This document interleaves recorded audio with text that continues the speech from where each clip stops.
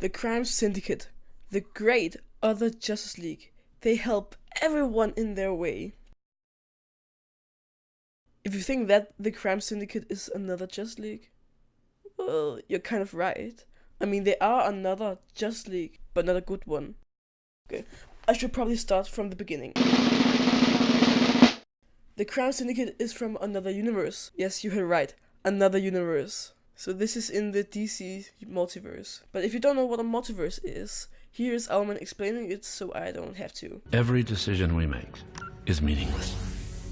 Because somewhere, on a parallel Earth, we've already made the opposite choice. We're nothing. Less than nothing. How can you say that? We're rich. We're conquerors. And here we're poor.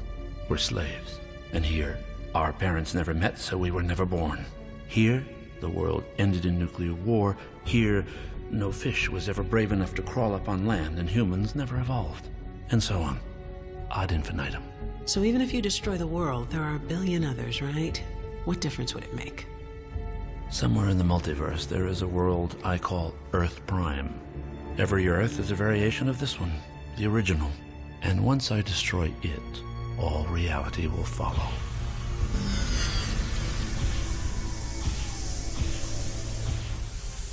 I take it back. You're much crazier than I am. From a young age, we were taught the difference between good and evil, and for most of us, those early lessons go on to shape our entire worldview. So imagine what might happen if we were to flip the message. If we were to teach our children that evil was the way of the world. If teachers and philosophers taught their students to do no good rather than to do no harm. If the world leaders and heroes of our planet sought to maintain chaos and corruption rather than peace. That's what happened on Earth 3. Thomas Wayne Jr. was the eldest son of the Waynes.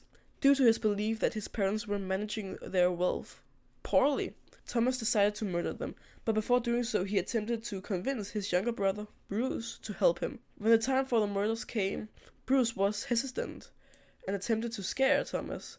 Thomas perceived this as a sign of weakness and thus murdered him, while his butler and servant, Alfred, murdered their parents. Though done by his own hand, Bruce's death deeply saddened Thomas. Bruce was the person whom he loved the most. Over the years, Thomas began to assert his powers and dominance over Gotham by donning the persona of the villain Owlman. He used his costume identity to strike fear in his foes, blackmailing, threatening, and paying off everyone who was important in Gotham, until the city was essentially his. Kal-Il was born on Krypton, just like Kal-El. But a mysterious being came to the planet and began a process that would lead to its destruction. Thanks to a shooting spree, Jor-El was able to secure a life pod for his son.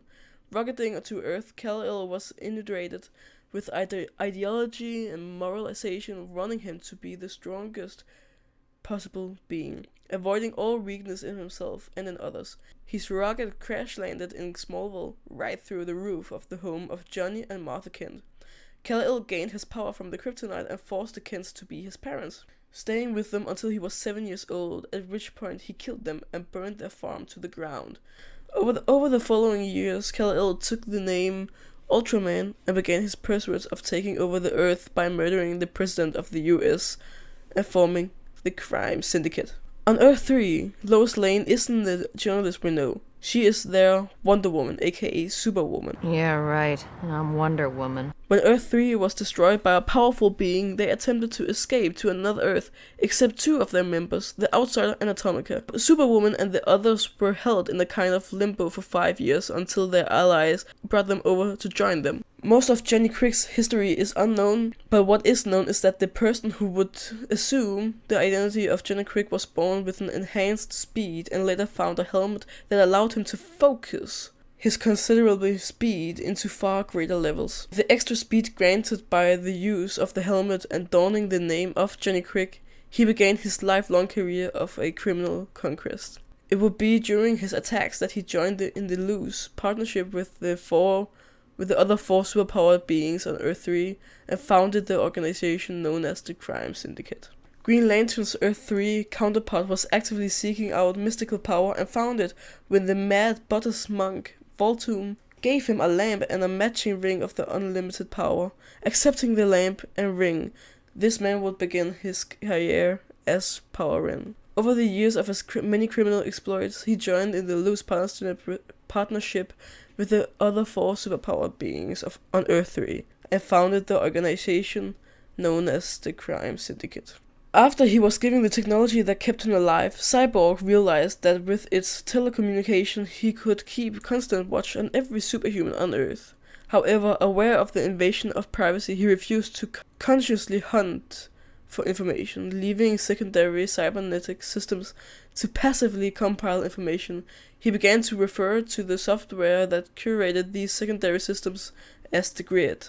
The software grew and developed into a neural network with behavioral quirks and copied from the viruses and hackers it encountered. It was shepherded into full sentience by Atomica, who used it to steal all the data from the Just League's Avengers. When she betrayed the heroes of the Crime Syndicate, she brought it to her own villain team. And that was the 6 core members of the Crime Syndicate. But if you like this video, leave a like, subscribe, and blah blah blah, you get it now.